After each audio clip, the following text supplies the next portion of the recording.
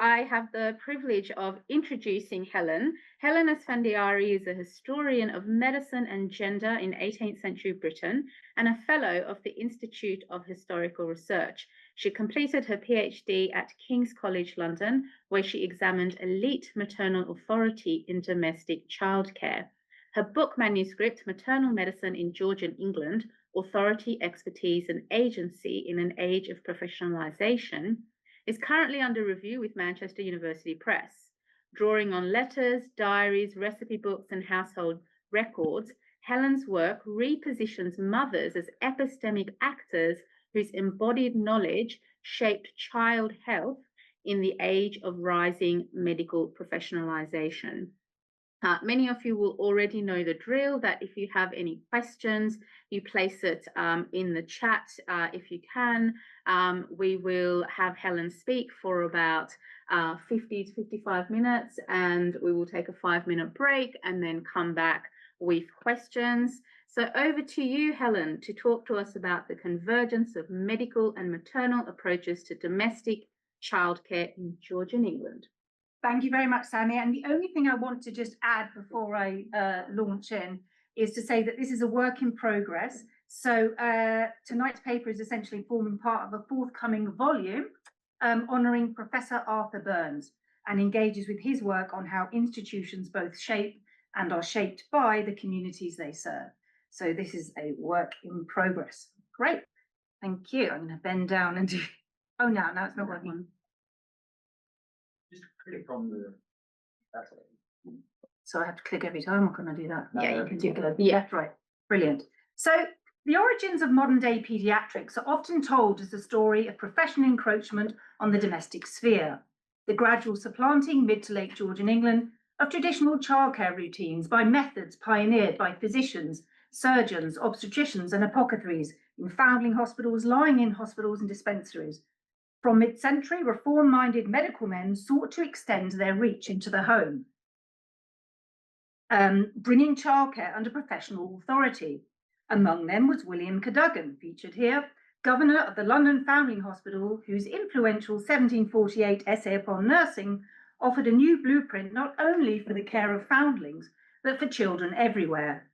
Drawing on Enlightenment notions of preventative medicine, Cadogan urged doctors to concern themselves not just with sickness, but with the everyday practice of feeding, dressing and exercising the young, so that Britain's children might grow stronger and more likely to survive into adulthood.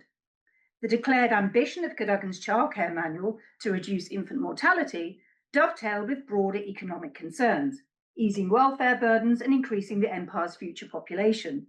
Yet his altruism concealed a second ambition: to extend medical authority from the birthing chamber into the nursery, displacing inherited maternal wisdom. So this paper addresses the supposed tension between rising male medical professionalism and traditional maternal practice in Georgian society. While the medically trained male paediatrician arguably marks an early step towards professionalisation, the key question is the extent to which emerging medical ideals interacted with rather than displaced maternal agency. To understand this, I juxtapose two overlapping systems of childcare authority, medical institutions and maternal communities of care, to reveal how expertise and legitimacy were negotiated.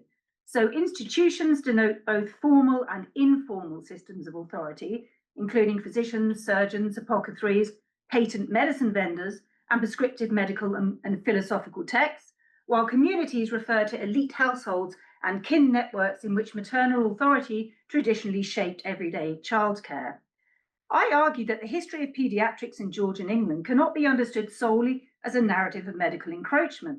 Rather, childcare developed through the convergence of institutional and maternal knowledge. This intersection unsettles accounts that depict enlightened male practitioners as simply displacing supposedly outdated maternal practices. In doing so, the paper also contributes to broader feminist histories of science and medicine by demonstrating that mothers' embodied and experiential knowledge persisted as a legitimate gendered form of expertise within an increasingly professionalising medical culture.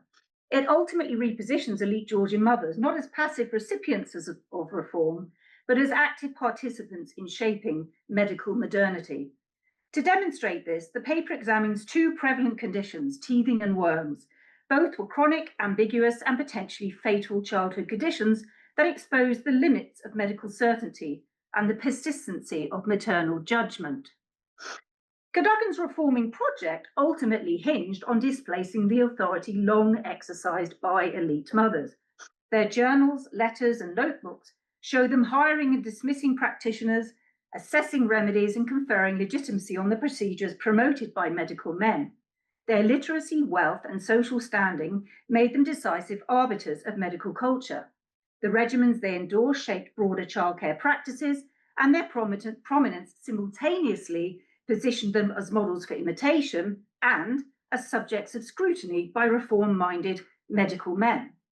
Principal among the mothers discussed here, or I will come to discuss, are Hester Thrale and members of the Lennox family, including Caroline Fox, Emily Fitzgerald, Louisa Connolly, and Sarah Napier, whose writings provide a particularly rich lens on how elite women scrutinized, negotiated, and reworked medical advice within the social and emotional economies of domestic care.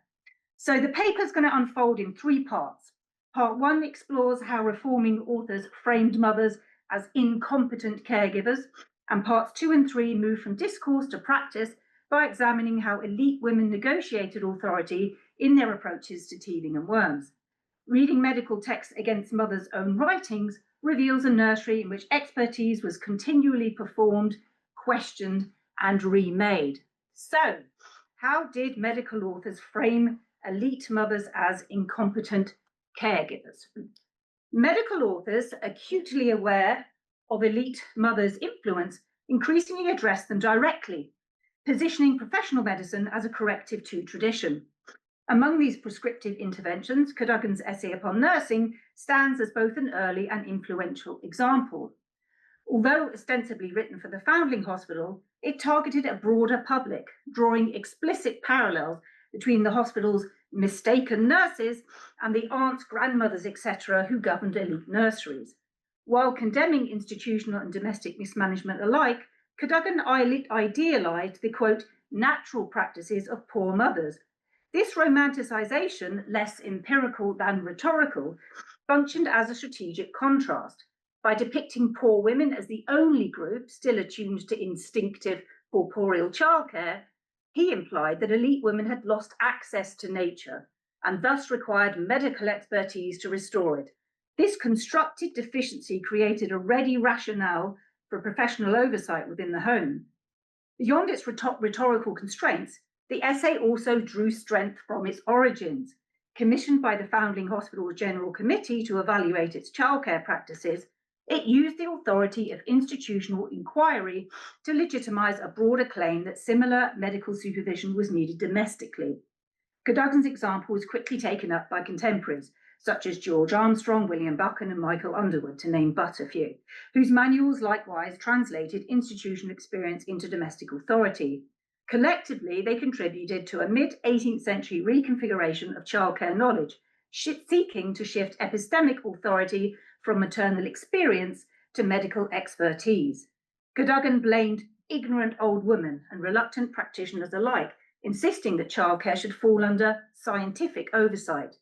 His reasoning rested on a pronounced gendered epistemology. Only the enlightened physician, he argued, possessed the philosophic knowledge of nature required to observe and follow its laws, capacities the unlearned women must be incapable of. In this assertive strain of medical misogyny, only men of sense were fit to advise on infant management. Breastfeeding, intimate, symbolically charged, and deeply embedded in maternal identity, offered what he saw as the ideal point of intervention. Cadogan was especially frustrated by fathers' indifference to the practice.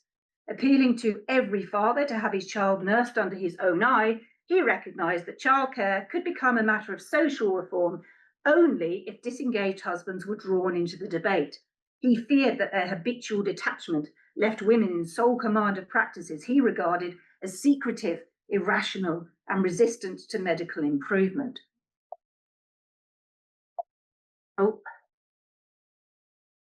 Next slide, please. Thank you.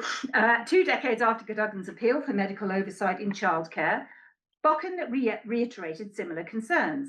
he deplored the indifference of fashionable fathers who considered nursery matters beneath their attention and linked such neglect to women's supposed ignorance of their maternal duties.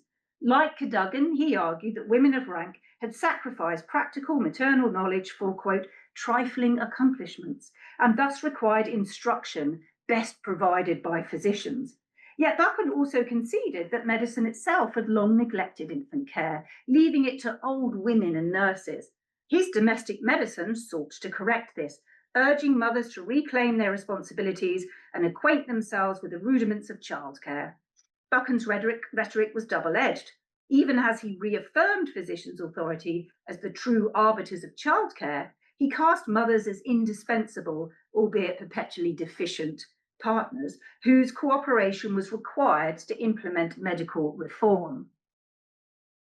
So these reforming claims did not remain confined to the 18th century.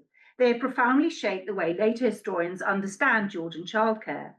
By challenging the assumption that Georgian childcare underwent a dramatic overhaul, this paper argues that scholars frequently overstate physicians' motives and authority, while underestimating maternal influence. Historians have often accepted reformist claims too readily, equating prescriptive ambition with practical change. As this paper shows, advice texts are better read as rhetorical strategies than as straightforward reflections of lived behaviour. Roy Porter, for example, maintained that medical reform fundamentally transformed childcare, pointing to the abundance of advice literature as evidence that Georgian parents embraced modern experimental methods. He linked this transformation to the growing influence of the male midwife, who, he argued, had extended his authority from childbirth into infancy, thereby fostering maternal dependence on medical expertise.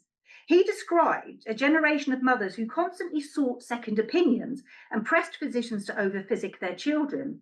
Yet he also claimed that these same mothers readily deferred to medical authority, obeying their doctor's instructions without question.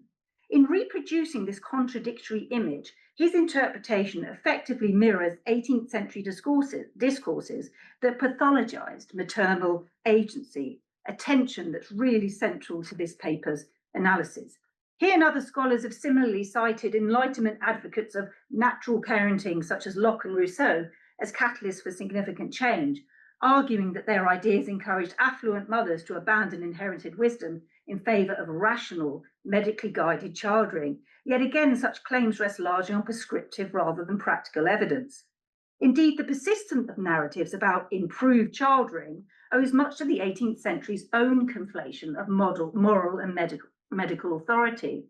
Physicians sought to establish expertise by discrediting traditional maternal practices, while moral philosophers like Rousseau promoted ideals of nature and liberty that often blamed mothers for broader social decline. So despite their differing aims, these arguments dovetailed or converged, using the child's body as a vehicle for reform. And it's this shared reformist discourse that modern scholarship has so often and sometimes uncritically perpetuated. Now, women read, interpreted, and judged the very works intended to discipline them. Far from being silent recipients of authority, they were discerning consumers of advice. Hester Thrale, for instance, when deciding whether to consult Buchan or Tissot in treating a poorly servant in 76, told her son, "Fetch me Tissot, 'tis the better book."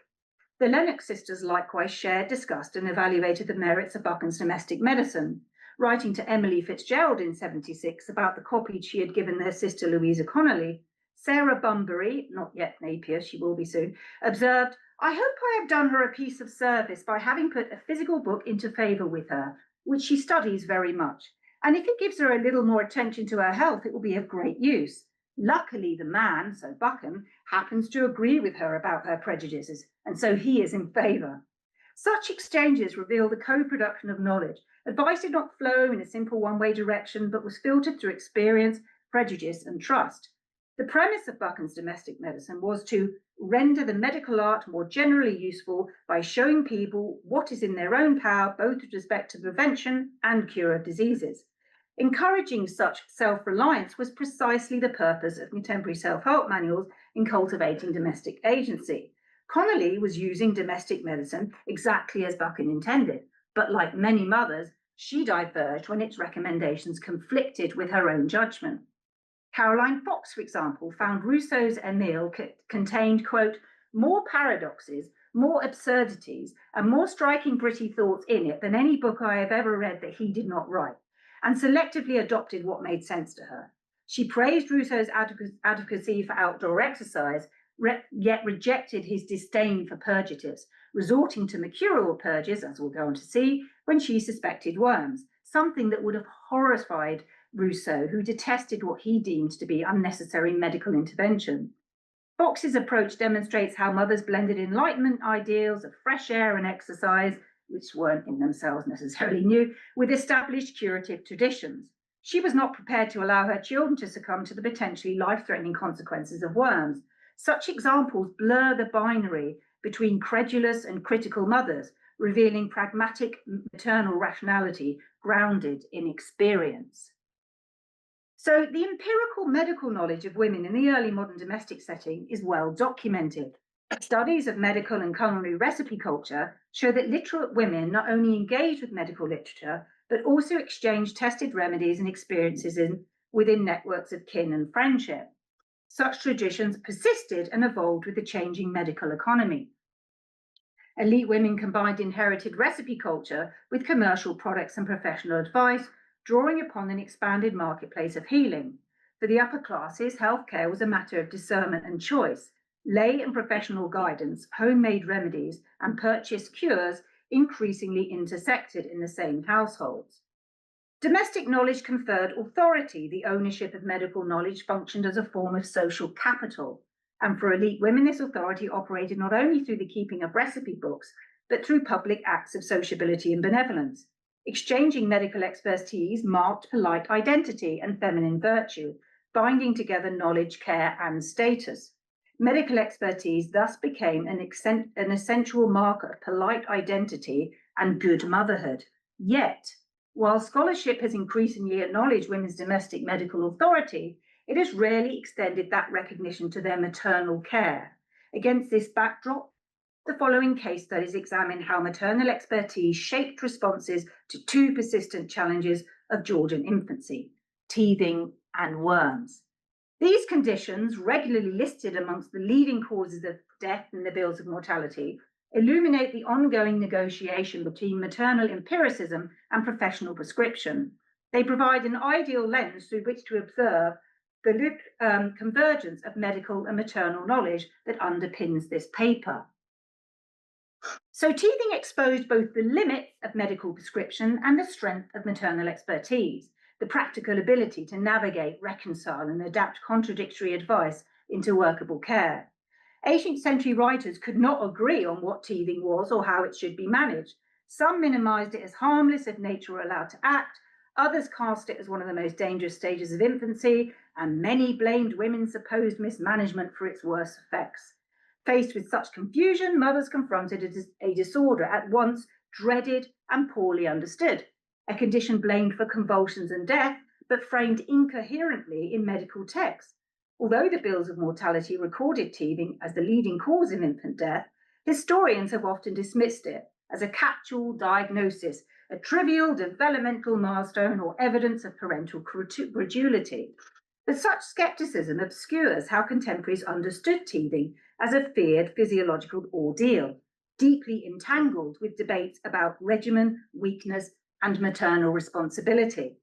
This section restores teething as a central site of negotiation, where domestic experience repeatedly exposed the fragility of professional authority. For elite mothers, teething was no simple milestone, but a prolonged domestic crisis demanding vigilance, anxiety, and continuous decision-making. Their letters, journals, and notebooks show how maternal communities weighed, adapted, or rejected medical prescriptions, developing their own regimens of observation, intervention, and remedy exchange. Medical and philosophical writers offered sharply contradictory accounts, leaving mothers to occupy the resulting practical vacuum. Cadogan acknowledged the dangers, but insisted that healthy children often bred their teeth without any such bad attendance. Fevers and convulsions, he claimed, arose not from nature, but from mismanagement, especially by indulgent nurses, aunts, grandmothers, etc., who crammed children with cakes and sweetmeats till they foul their blood. Rousseau rejected the idea that dentition was dangerous at all.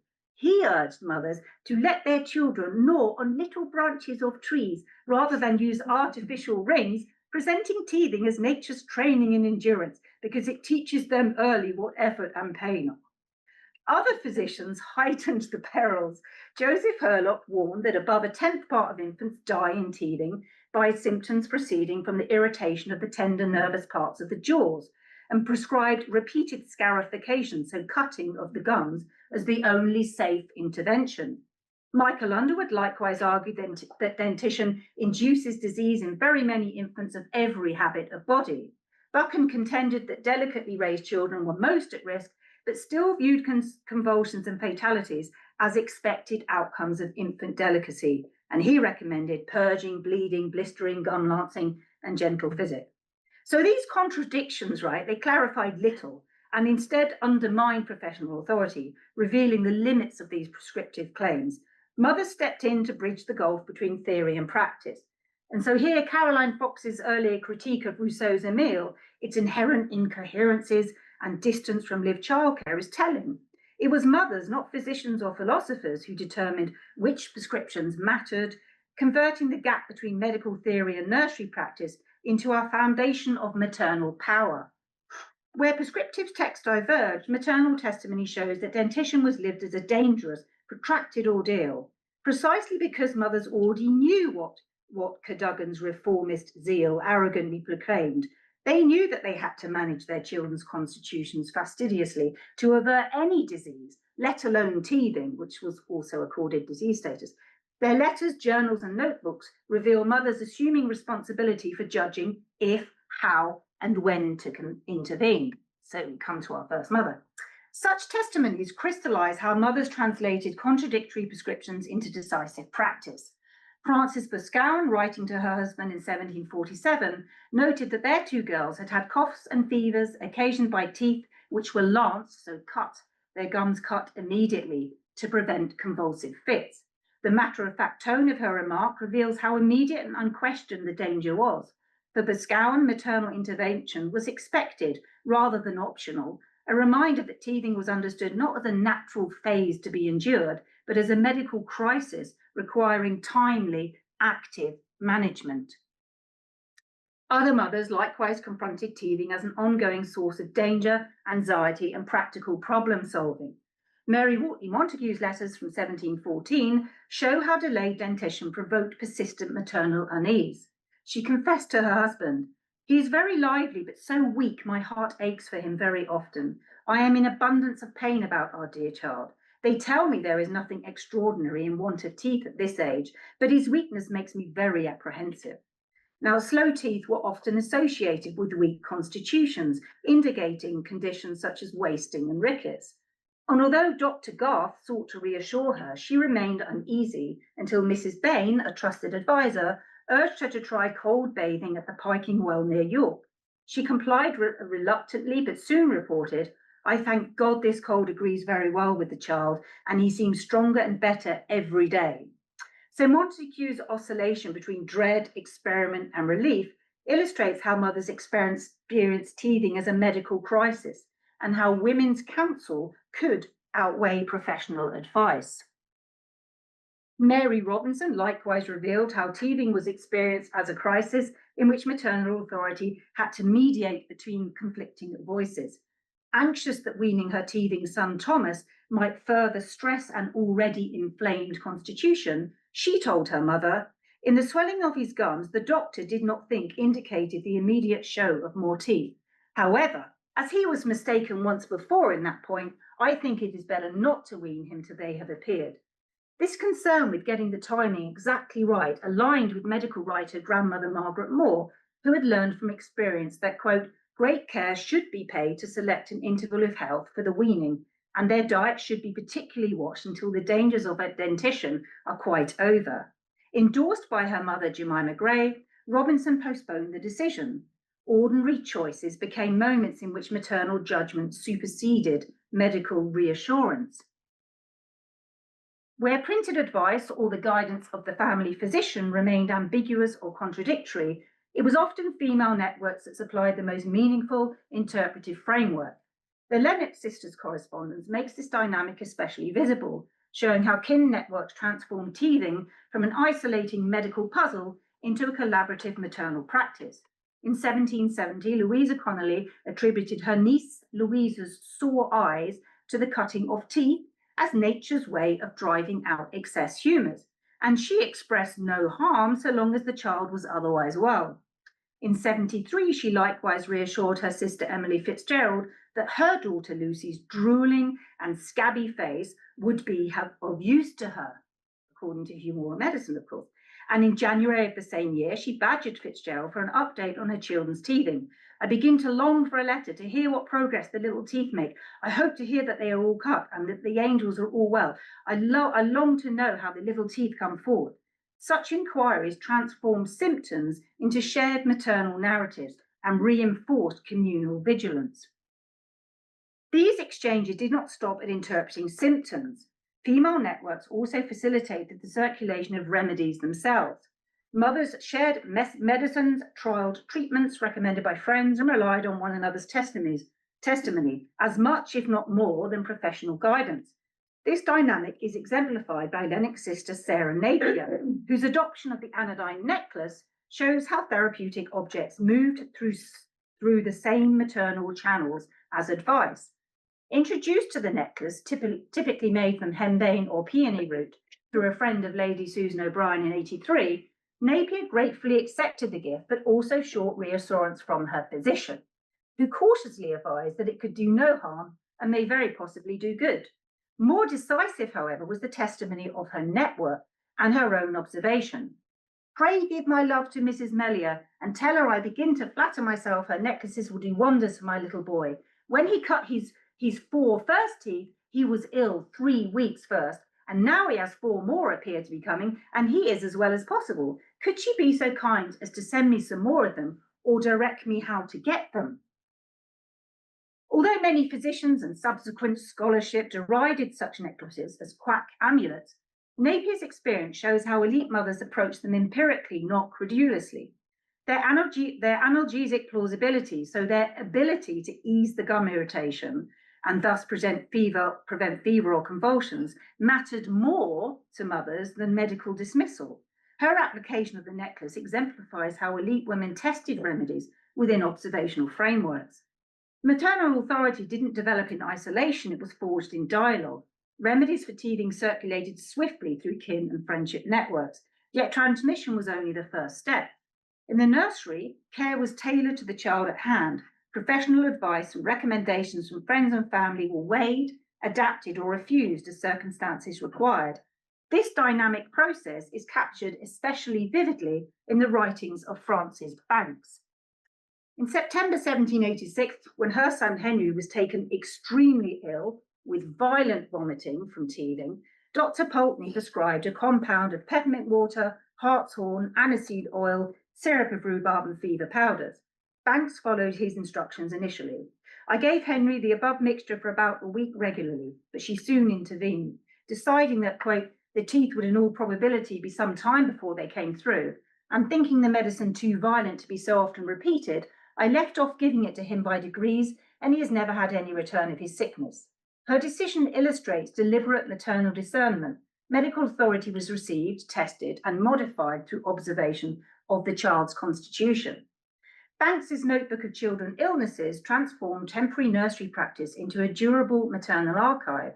When Henry showed the least appearance of his bowels being disordered during teething, Dr. Ford prescribed 8 grains of magnesia and 4 grains of rhubarb. Banks copied the prescription, but added her own evaluation. The dose not only took effect the day he took it, she said, but likewise the greater part of the day following, which she considered a rather strong dose for him. Annotation, therefore, itself became an epistemic act. By noting which medicines were excessive or effective, Banks filtered professional advice through maternal judgment. Successful remedies were also preserved for reuse. When Dr. Halifax prescribed a gentle prune-based mixture for her son William, who was in, quote, so heated a state from cutting his teeth, she carefully recorded both the formula and her verdict. saying that it always answered the purpose and was of great help to him. Mary Robinson displayed similar adaptation when she modified Dr. Ford's advice that her teething son remain on pap by introducing bread pudding. She told her mother, "I was prevailed with by the nurse to try a bit of plain bread pudding the other day, which I induced to from thinking that you had more opinion of it than the doctor." Robinson judged the change harmless so long as it was not made too sweet. Her mother approved, but only with strict conditions.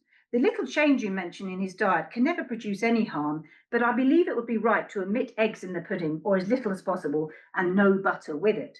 Such exchanges show that professional counsel was never simply followed, but continuously negotiated through observation and kin authority. In each case, whether adjusting doses, substituting foods, or codifying proven remedies, prescriptions passed through the sieve of maternal judgment. Physicians could prescribe, but only mothers could decide what was viable in practice, and through notebooks like Banks's, they preserved that expertise for future use. Maternal authority was both dynamic in its continual adaptation and durable in its textual preservation. By codifying experience, mothers positioned themselves not merely as patients or clients of medical men, but as practitioners and custodians of domestic medicine, whose authority shaped and at times rivaled the emerging medical profession. So teething makes the practical limits of medical authority plain.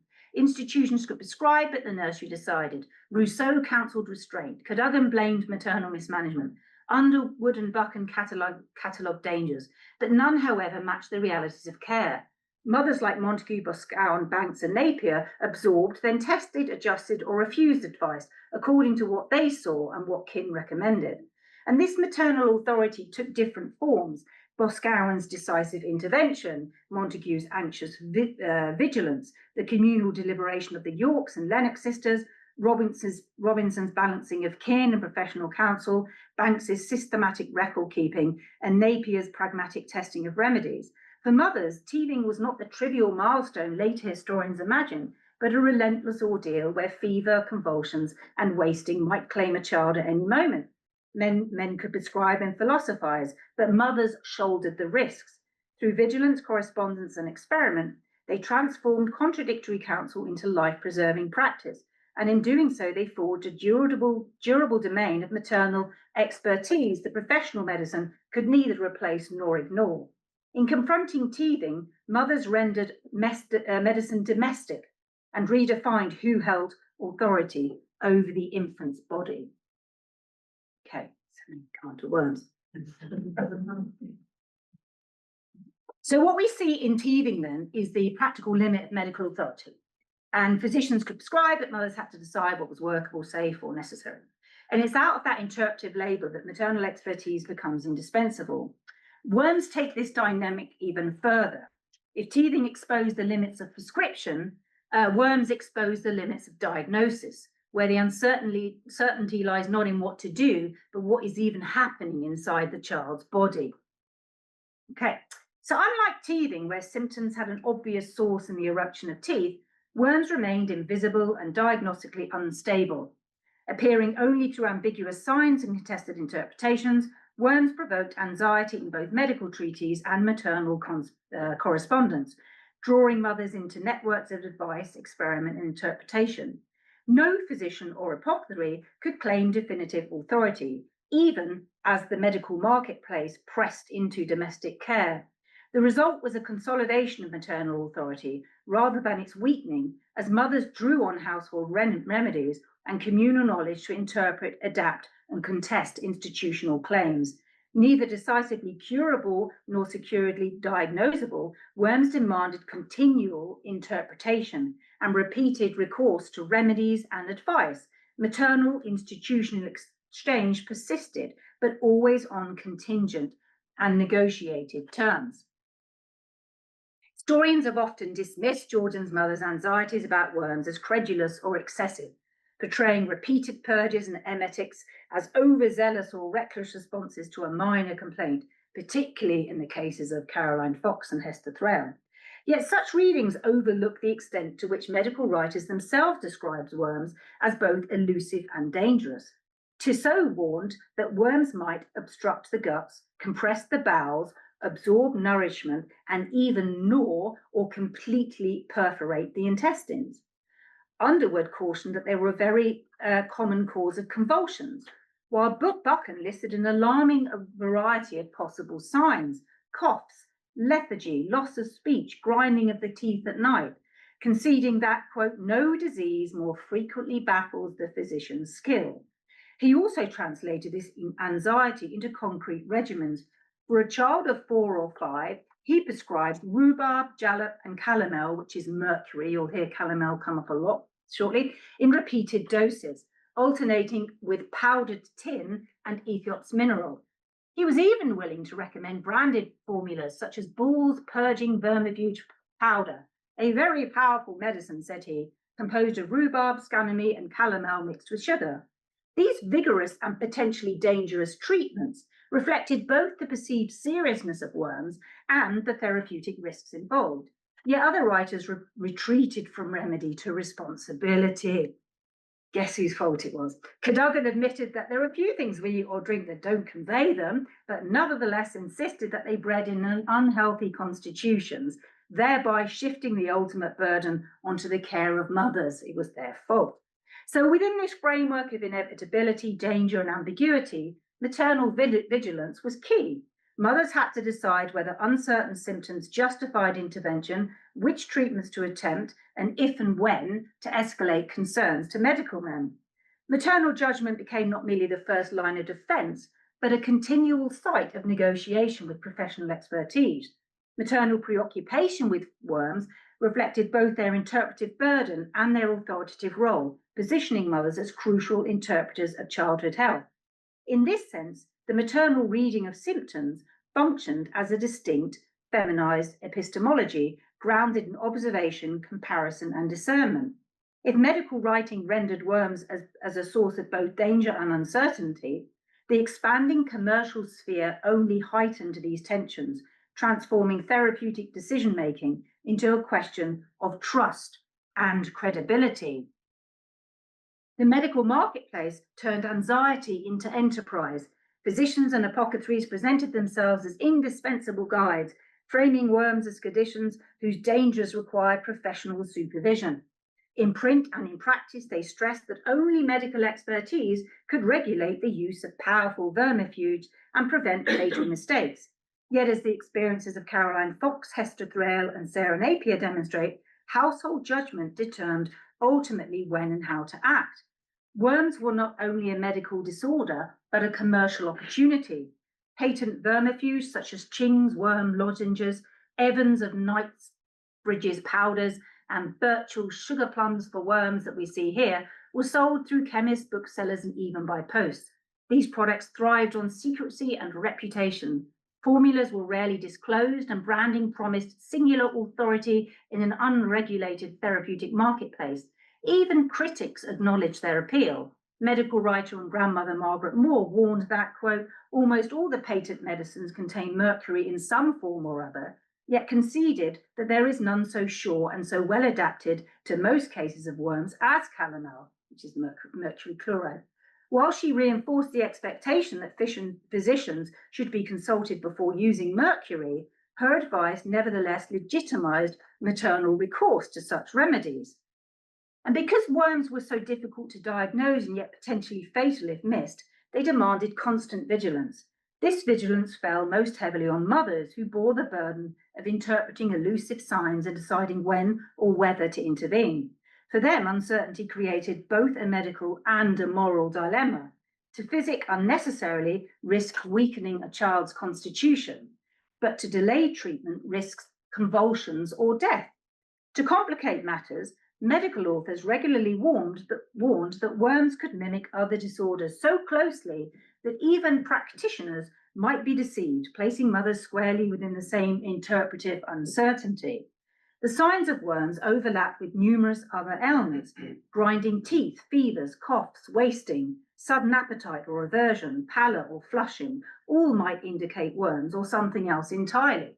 Grandmother Margaret Moore cautioned against assuming all fevers were worm fevers, stressing that misdiagnosis could mask more dangerous conditions, such as water on the brain or scrofula. Buchan likewise conceded that professional skill could not always decide the matter, acknowledging that the diagnostic ambiguity confronted by physicians was identical to that faced daily in the nursery. Mothers and physicians alike confronted a shifting spectrum of symptoms that resisted certainty, but for mothers, the consequences were immediate and moral as well as medical. Ambiguity also raised questions of trust, whose judgment carried weight across households, kin, networks, and practitioners. Caroline Fox's letters from Bath in 1746 and 48, written while her young son Stephen was suffering from suspected worms, provide an unusually full insight into maternal negotiation with medical institutions. Just as diagnosis was riddled with ambiguity, Fox's correspondence shows that deciding whom to believe was no less precarious. Her letters reveal a layered hierarchy of trust. So provincial apothecaries tolerated but distrusted, local physicians consulted, metropolitan doctors preferred, kin relied on, and finally her own maternal authority decisive. But rather than a loose constellation of preferences, Fox's correspondence sets out a structured epistemic order through which uncertainty was managed. It all began with what appeared to be a simple cough, but her confidence in local practitioners fractured almost immediately. So this is in Bath. Dr. Harrington, she wrote, was quite an old woman and owns he does not know much about coughs. And the apothecary who urged to vomit inspired even less trust. Such a silly fellow, I fear is making some mistake and putting in something of his own accord. From the outset, she looked to London for firmer guidance, repeatedly urging her husband, Henry Fox, to secure second opinions from Garnier and Truesdale in the metropolis. In doing so, Fox positioned metropolitan expertise not as superior by default, but as a necessary counterweight to the perceived limitations of provincial medicine, evidence of her active curation of medical jurisdictions rather than passive deference to rank. As Stephen's symptoms mounted, shiverings, paleness, rapidly changing colour, and particularly his very craving appetite, Fox and the Bath physicians converged on worms as the likely cause, which is a perfectly plausible explanation in contemporary terms. Edox mineral was proposed, but Fox hesitated because she believed that mercury was not a very safe medicine. Garnier in London recommended calomel, basically an even stronger mercurial. And Fox sanctioned it on the basis that, quote, he has every symptom that attends that illness. The purge operated well, easing his cough and producing what she called the bags of worms, evidence that reassured her and retrospectively justified the use of calomel, despite the severe reaction that had terrified her upon first use of it. Her reasoning reflects a distinctly maternal risk calculus, not a blanket refusal of mercurials, but a conditional, evidence-led willingness to use them, shaped by ongoing observation of symptoms and proportional judgment. Fox continually weighed professional prescriptions against personal experience and the testimony of women in her kin network. Lady Curzon's warning that excessive oxymel of squill had killed her own child made Fox immediately cautious, prompting her to reduce the dose prescribed for Stephen's phlegm. Her recent loss, so Fox's recent loss of an infant son in London, haunted her judgment. She lamented that, quote, too much was done to my poor little dear child in town. And this memory tempered her preference, therefore, for metropolitan advice, sharpening her disposition to avoid over-treatment. She sent a detailed account of Stephen's various symptoms to her sister-in-law, Mrs. Digby, and was reassured that Digby, quote, approves of all we have done to Steve. Such female testimony entered her hierarchy of trust, not to oppose medical advice, but to temper and verify it. Kin functioned as epistemic stabilizers, offering interpretive corroboration rather than merely emotional support, and strengthening the evidentiary basis on which Fox assessed professional claims, lending not just empirical but moral weight to her choices. The evacuation that followed each mercurial dose and the easing of Stephen's cough provided empirical evidence that the medicine was working. That said, she still worried about the recourse to mercury and later questioned whether it was, quote, absolutely necessary before inoculation. Her trust in mercury remained conditional, shaped by circumstance, careful dosing, and close control over suppliers, and indeed the constitution of her own children. Her letters reveal continual recalibration. Each purge, relapse, or reaction became a means of assessing medicines and medical men, operating within a therapeutic world of vomits, calomel, clysters, and rhubarb. Fox forged a pragmatic, empirically grounded maternal authority that mediated and effectively regulated the medical expertise available to her. Her letters did not merely record diagnosis, they performed it, organizing evidence, testing possibilities, and building a cumulative case. In this sense, her correspondence itself becomes a diagnostic instrument, demonstrating the procedural labor through which maternal authority was constituted. Now, Roy Porter cast Fox as an overwrought mother who gushed endlessly over the ailments of poor Stephen, smothering him with physicians and plying him with unnecessary medicines. Yet her correspondence during the Worms episode, and others that I can tell you about, tells a very different story. She was neither reckless nor credulous in her use of mercury, but rational within her own epistemic world, methodically weighing advice and evidence in a culture of uncertain signs. What Porter sees as emotional anxiety was, in context, a deliberate and methodical form of vigilance. Her anxiety was not pathological, but methodological, an instrument of care. In a household functioning as a site of scrutiny and decision, she balanced apothecaries, physicians, kin, and her own embodied knowledge. Fox's maternal medicine was a continual weighing of probabilities and possibilities, not a surrender to authority. Her letters exemplify the hierarchies of trust that structured 18th century childcare. Maternal authority was built through labour, judgment, and continual comparison, a dynamic equally visible, though differently shaped, in the case of Hester Thrale. So where Fox's letters from Bath locate a maternal negotiation framed through physicians and kin, Thrale's journals of the 1770s reposition the same dilemmas within an increasingly commodified medical marketplace. Like Fox, Thrale weighed physicians, apothecaries, and kin against her own maternal authority, but her case highlights the pressures of navigating commercial nostrums and celebrated practitioners whose claims pressed insistently on maternal judgment. So, writing 2 decades after Fox, Thrale operated in a markedly different therapeutic economy. The 1770s witnessed a rapid expansion of patent and ready-made medicines, which began to eclipse individually compounded prescriptions. Her preference for pre-prepared tin pills rather than apothecaries' bespoke powders reflected not rash experimentation, but an embrace of this new consumer-facing medical culture. Thrale thus stands as a transitional figure between the domestic empiricism of mid-century and the emerging modernity of late Georgian medicine. As early as 71, she recorded her daughter Queenie taking senna and other offensive medicines for the worms, which she does with a courage and prudence few grown people possess. Yet her writings also show caution in the face of such powerful remedies for worms. She openly acknowledged the dangers of mercury. I dare not use mercury. I think the mercury that Ralph, her son, took in the smallpox injured his intellects. Tin and wormseed are safer, if not so efficacious. Her preference for tin over mercury echoed contemporary medical opinion that calomel was indeed stronger than tin, but also reflected a maternal calculation about risk and safety in her own children. When her daughter's tutor, Giuseppe Baretti, later accused Thrale of defying physician Sir Richard Jebb's orders by giving Queenie these tin pills, she reframed the episode, during which he purportedly scolded her, as one of competing authority.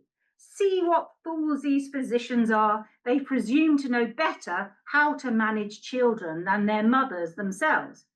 Baretti's anecdote, published in 88 after a bitter personal fallout, has long shaped Thrale's reputation as an imprudent, self-medicating mother. Yet his account was gendered and biased, revealing more about male unease with female medical competence than about Thrale's actual practice. Her journals restore a maternal voice systematically distorted by contemporary male witnesses and echoed down the line in the historiography. Thrale's defiance reads not as recklessness, but as a defense of embodied authority within a culture that persistently attempted to medicalize motherhood. So her encounter with Evans, the celebrated, quote, man for curing the worms at Knightsbridge, as she put it, offers another glimpse of this balancing act. Thrale recalled how his nostrum disagreed with her children, and how, pregnant at the time, she threw herself into such agony at his house that she compelled Evans to reveal his secret recipe. And it was James's powders, adulterated with cinnabar, which is mercury sulfide. Is it not strange that none of the faculty find this out? She exclaimed. Indeed, she then went on to quiz James, Dr. James himself, about Evans's famous powders, and even he hadn't worked out the ingredients. So Thrale thus used her distress as strategic leverage to probe the boundaries between patent, apothecary, and physician authority. Her agony that she was in, heightened by pregnancy, was not simply emotional performance, but became a deliberate mode of inquiry. In a moment of distress, she transformed vulnerability into investigative authority, compelling the male practitioner to disclose his trade secret. This episode captures the investigative theatricality of maternal empiricism, where sensibility and scrutiny merged in the pursuit of medical truth. She later noted in 71, when Queenie was, quote, grievously tormented with worms, that Evans's nostrum was then, quote, at the height of repute, and even contrived to coax the physicians to his side, including her very own physician, Dr. Jebb, who, quote, in verminous cases, often recommended Evans's mercurial-based compound. So this is the same Jebb, right, who had reportedly berated her for using tin pills. So it's really doubtful that Jebb opposed powdered tin outright.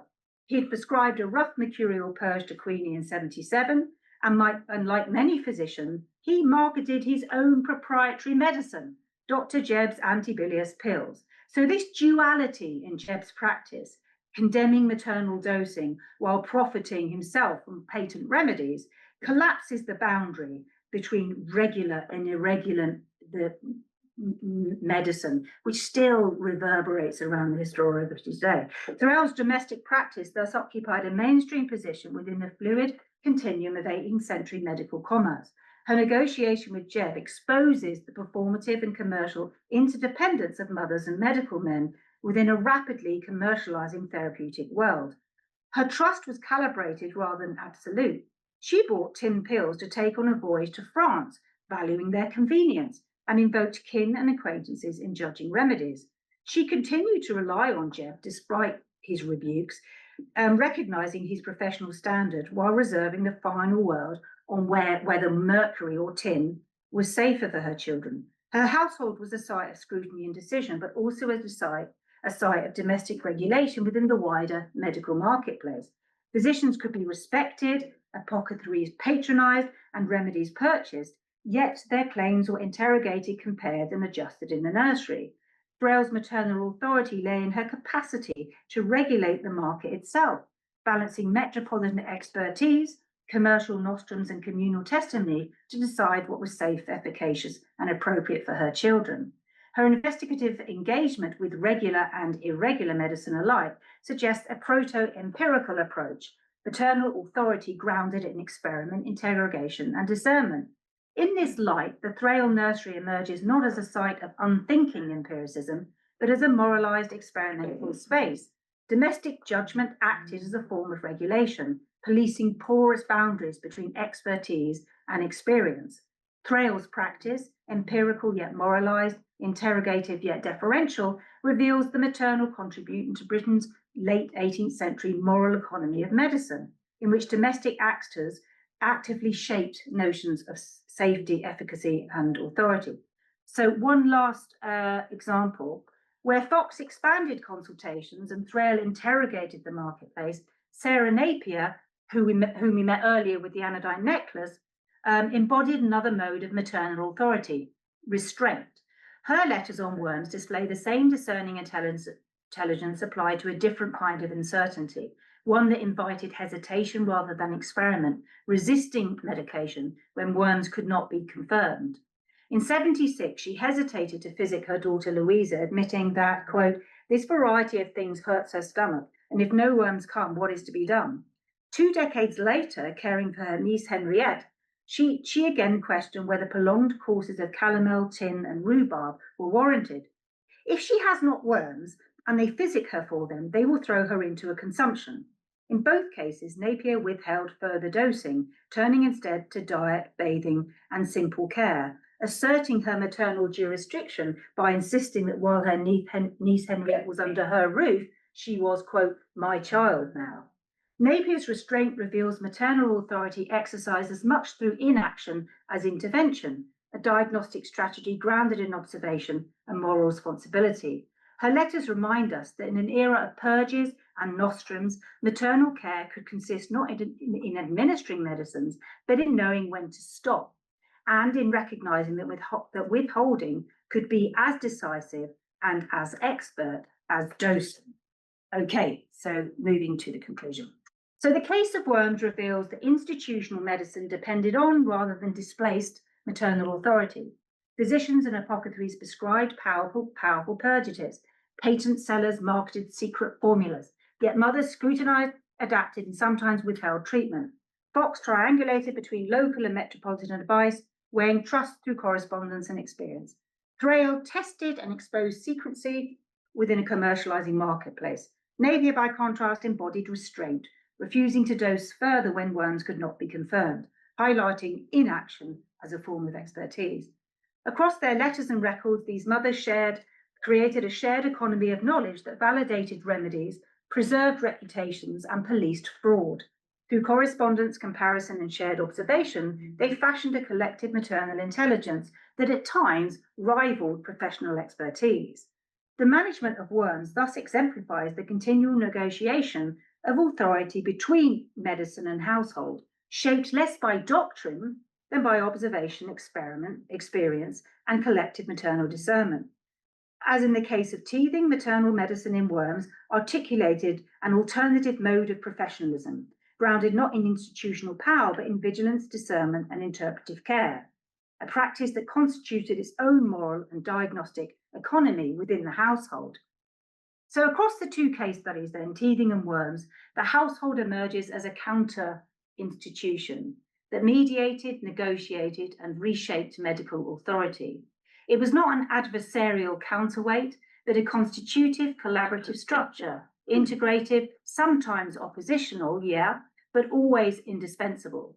Teething exposed the limits of prescriptive authority as medical and philosophical texts downplayed danger, while mothers confronted prolonged crisis, demanding vigilance, intervention, and kinship exchange.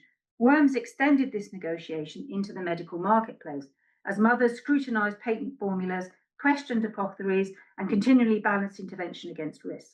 Together, these conditions reveal the household as a dynamic arena in which medical knowledge was tested, translated, and reconstituted through maternal discernment. Institutions could prescribe, publish, and sell, but authority remained fragile until mothers judged, adapted, and applied it. Maternal decisions were framed not merely as practical choices, but as moral duties. Neglecting vigilance during teething, risk convulsions, physic giving rashly for Worms could be as perilous as delaying treatment. These burdens were shouldered collectively through correspondence, record keeping, and remedy exchange that preserved knowledge, validated cures, and regulated reputation. Domestic experience thus functions as a testing ground for institutional medicine, a space where print authority was continually verified, modified, or refused. The circulation of letters, recipes, and anecdotes formed an informal infrastructure of care, which existed alongside and often in tension with the formal apparatus of medicine. The reappearance of Sarah Napier across both case studies further illustrates how maternal authority operated across time and circumstance. Her early engagement with teething and her later reflections on Worms belong to different medical and emotional contexts, yet both show how mothers sustained interpretive agency amid uncertainty. Her writings mark not a progression, but a continuity of presence, a record of how the same maternal intelligence adapted to distinct diagnostic and therapeutic landscapes. As Arthur Burns has shown in his work on clerical institutions and communities, medical institutions did not stand apart from households, but were sustained, scrutinized, and transformed by them.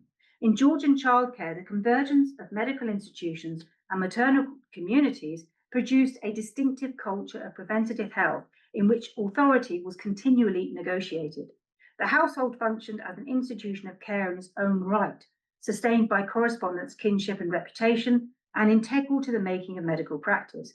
It was not a private sphere reacting to public medicine, but a collaborative site where domestic and professional expertise co-produce standards of health and risk.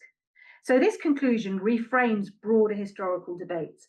Medical authority in the long 18th century cannot be understood without acknowledging the institutional force of the household and the moral labour of mothers. Far from marginal to professionalisation, maternal communities were central to it, supplying vigilance, preserving reputation, and making prescriptions workable. Although this study draws on elite sources, elite women's cultural visibility meant their maternal practices circulated far beyond their own households. These women helped establish norms that structured wider expectations of childcare. Moreover, even as the experiences of non-elite mothers merit future research, elite maternal authority emerges here not as an exception, but as foundational, central to the shaping of domestic and medical cultures, and all the more so because elite mothers were, after all, the foremost targets of medical and moral reform. So recognising the elite Georgian household as an institution of care reshapes not only the history of childcare, but also histories of medicine, gender, and domestic life in Britain. Porter's notion of 18th century medical pluralism reminds us that medical authority was never singular, but distributed among multiple actors. This study adds the household to that plural landscape, revealing maternal communities as active sites of medical decision-making. In doing so, it restores mothers to the centre of medical modernity, not as passive recipients of advice, but as interpreters, regulators, and co-producers of expertise whose authority underpinned the functioning of institutional medicine itself. Thank you.